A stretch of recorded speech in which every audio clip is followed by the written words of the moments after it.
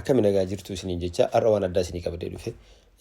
Dheengadda Facebook irratti peejii Burhaan app tips jedhu tokko kireetu godhe. Peejii kana immoo barumsa agartee moobaayila iPhone fi Samsungii siitingii dhokataa ta'anii fi appilikeeshinoota haaraa ta'an asirratti barsiisa jedhee yaada qaba. Kanaafuu peejiin an kireetu godhe kana akka flow share na gootan isin gaafadha. Kana jajjabeessitan abdii qaba na jajjabeessaa. Keessattuu ijoolleen teenna peejii kiyya kana naaf beeksisaa isiniin jedha. Please naaf beeksisaa akka ana agartee barumsa adda addaa waa hedduu barsiisuudhaaf carraa qaba waan teekinooloojii kanarratti haga baradhee fi haga beekurraa sheerii godhuudhaaf qophiidha. Kanaafuu na jajjabeessaa. Ka'umsa irratti agartee waan nama dhibu hoo isin waliin jiraattan waa hedduu agartee akka barsiisuu danda'u abdii qaba. Kanaafuu akka na jajjabeessitan abdii qaba. Kanaafuu har'a immoo appilikeeshinii tokko isin agarsiisa. Appilikeeshiniin deeggartoota kubbaa miilaatiif appilikeeshinii ajaa'ibaa tokko isin qabadhe. Appilikeeshiniin kun Kuukii Football jedhama. Appilikeeshinii kana ogguu bantu tapha walumaan daawwannaa ogguu bantu yeroo bantee irraa baatu akkanatti agartee tapha laayivii deemaa jiru isinitti mul'isa jechuudha. Tapha laayivii deemaa jiru kan akkanumatti isinitti mul'isa. Akka agartee Yaasin TV sanitti yookaan appilikeeshinii lama wal bira buufachuun hin jiru jechuudha.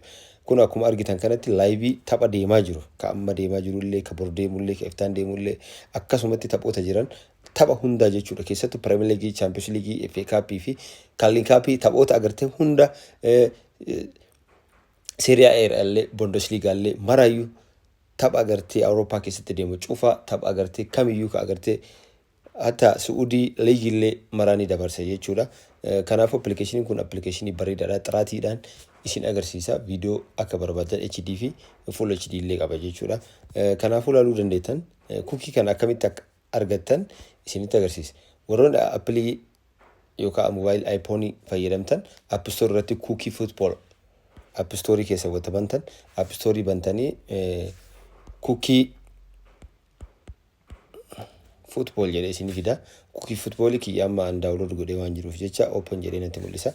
Kanaafuu kuukii wanta inni isin bana wanta akka direct maseena jechuun wanni agartee emailii yookaan wanni ati waan biraati wanni gootu yeroo tapha bantu gara duubaa deebi'ee isinitti agarsiisa. Okay. Fakkeenyaaf beeksisa isinitti dhufuu danda'a daqiiqaa muraasaaf.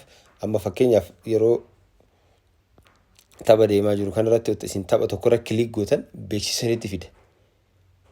Tapha deemaa jiru laayivii deemaa jiru tokko wanta ga'e beeksisa irratti fidaa jechuudha. Beeksisa san dabarsitanii tapha keessan ilaaluu dandeessanii jechuudha.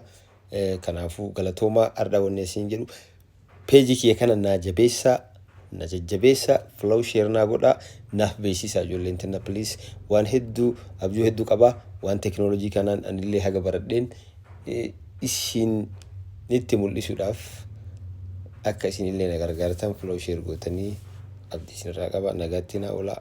Thank you.